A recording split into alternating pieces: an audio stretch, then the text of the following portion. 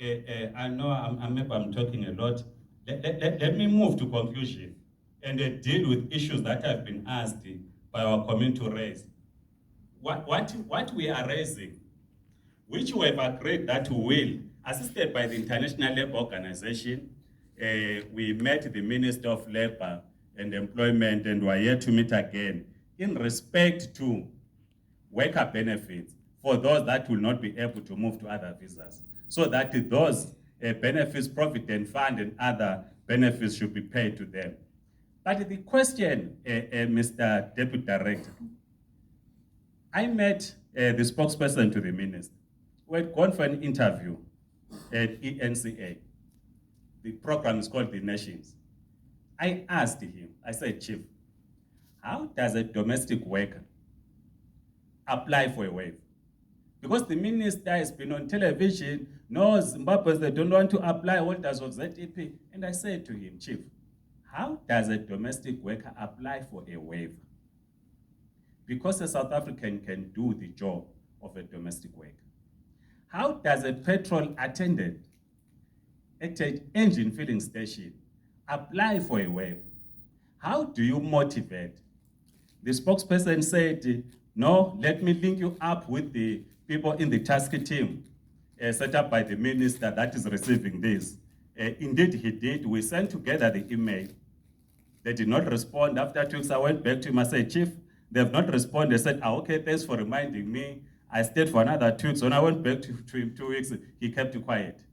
And the question, I know that the colleague I'm told is from the legal department, in the department. How does a person who works at Pick and Pay on ZEP as a packer apply for a waiver? Because there are people out there that are now exploiting these ZEP holders. They will charge the money, apply for a waiver, we charge you this money, this money. No one in that category has received any communication. And the people are busy losing out their money because they are chasing against time. So we want a deputy director to explain, to say, how does a person of low skill apply for a waiver? The second issue which they asked me to ask you is that there were emails that the Director General wrote to holders of ZEP twice. And we then encourage members in our community, ZEP holders, to say, respond and indicate your challenges.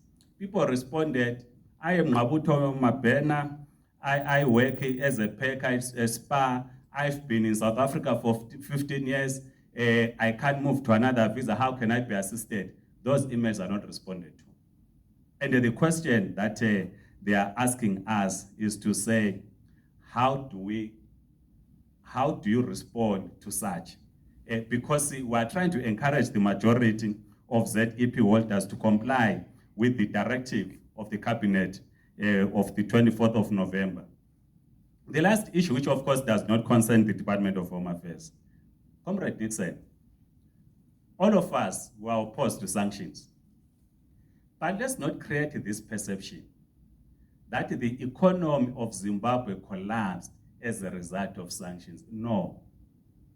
Neoliberal policies, if you trace from the implementation of the Economic Structural Adjustment Program in 1991, it caused massive job losers.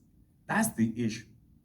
Well, of course, the sanctions must go, but they are not the issue. Even if you remove sanctions today, you are not going to remove Zimbabweans in South Africa because they will keep on flocking. There are many Zimbabweans today at what we call St. John's in Bulawayo, as I'm speaking now, and in Harare.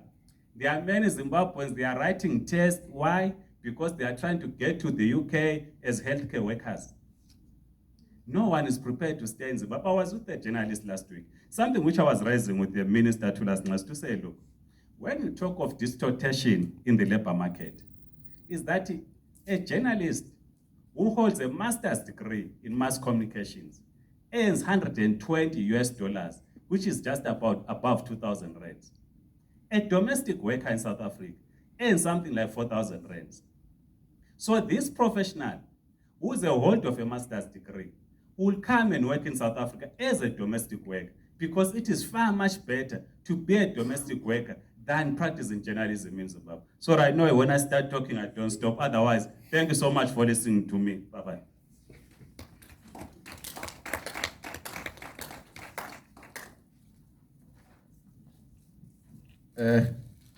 Thank you. Another round of applause. Thank you. Let me allow you 5 minutes, grab a cup of tea or coffee, and back into the wall.